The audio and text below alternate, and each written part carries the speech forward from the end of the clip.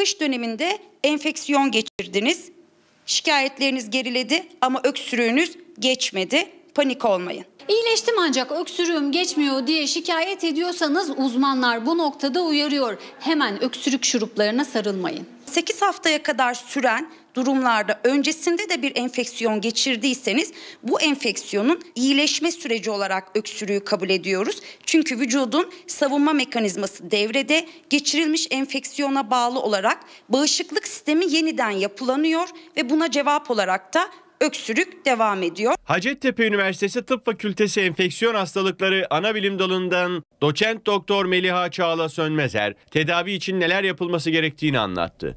Uyarılarını da sıralamayı ihmal etmedi. Nemli ortamlarda bulunmak, gün içinde sıvı beslenmenin arttırılması, bol bol sıvı alınması ve özellikle kış dönemlerinde beslenmemize vitamin C ağırlıklı besinlerin eklenmesi önemli. Ama buna yönelik öksürük kesici ilaçların, antibiyotiklerin veya kortizon gibi steroidlerin kullanılması önerilmemekte. Öksürük sürecinde kritik eşik 8 hafta, yani 2 ay.